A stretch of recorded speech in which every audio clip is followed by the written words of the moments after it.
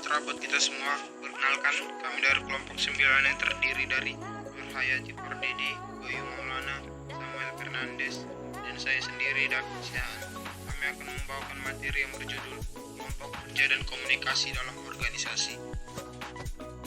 Dan kelompok kerja. Kelompok merupakan kumpulan dua orang atau lebih yang saling berinteraksi dan saling mempengaruhi untuk suatu tujuan tertentu yang dipahami bersama. Sedangkan kelompok kerja merupakan kelompok yang disusun oleh organisasi dengan tujuan untuk menjalankan berbagai pekerjaan yang terkait dengan pencapaian tujuan organisasi. Karakteristik kelompok. 1. Merupakan kumpulan yang beranggotakan lebih dari satu orang, yang berarti adanya karakteristik yang berbeda dari setiap orang. 2. Adanya interaksi di antara kumpulan orang tersebut. 3. Adanya tujuan bersama yang ingin dicapai. Kelompok kerja formal dan informal. 1. Kelompok kerja formal adalah kelompok kerja yang dibentuk atau disusun secara resmi oleh manajer, di mana kelompok kerja diberikan tugas dan pekerjaan yang terkait dengan pencapaian tujuan organisasi. Sedangkan kelompok kerja informal itu merupakan kelompok kerja yang disusun dengan sendirinya ketika beberapa anggota dari organisasi yang kegiatannya biasanya tidak terkait langsung dengan rencana-rencana rutin dari organisasi, namun secara tidak langsung akan mempengaruhi kinerja dari orang-orang dalam organisasi.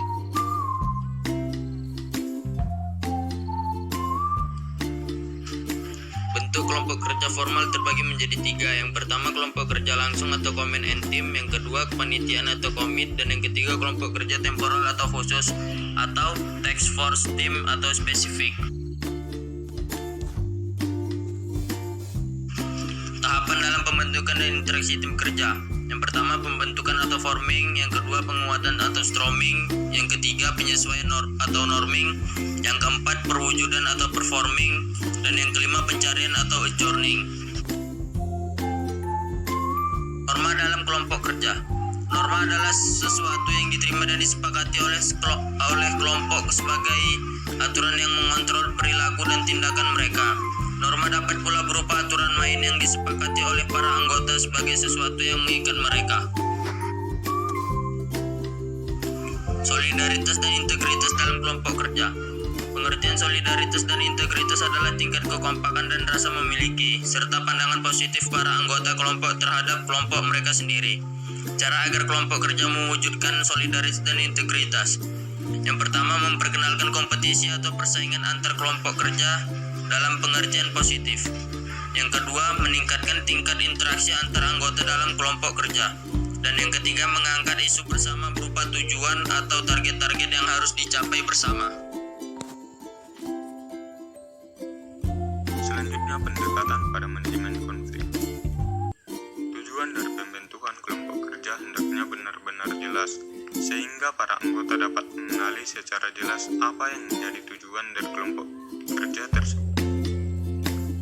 Peran serta pembagian kerja dari setiap anggota kelompok kerja perlu juga diperjelas. Jumlah anggota yang optimal dalam sebuah kelompok kerja. Pemimpin dari kelompok kerja yang perlu ditentukan atas dasar kapabilitasnya di kelompok kerja.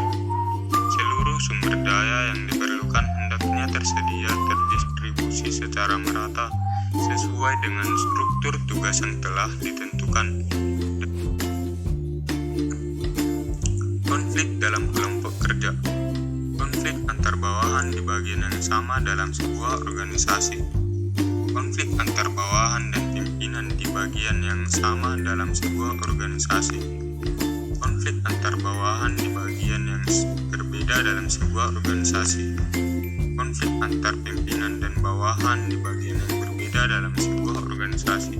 Konflik antar pimpinan bagian yang berbeda dalam sebuah organisasi.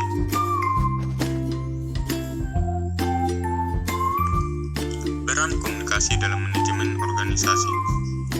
Komunikasi merupakan proses di mana seseorang berusaha untuk memberikan pengertian atau pesan kepada orang lain melalui pesan simbolis.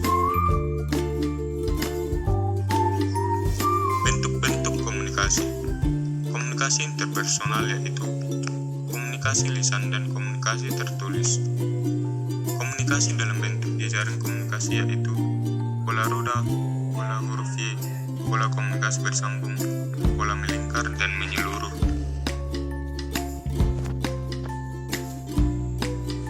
Pola komunikasi vertikal adalah komunikasi yang dilakukan oleh seseorang atau bagian yang berbeda pada tingkatan organisasi yang lebih tinggi dengan tingkatan yang lebih rendah. Pola komunikasi horizontal adalah komunikasi yang dilakukan antara seseorang dengan orang lain yang memiliki tingkatan organisasi yang sama. Bentuk komunikasi yang dilakukan adalah komunikasi dalam rangka koordinasi, kerjasama, dan sebagainya.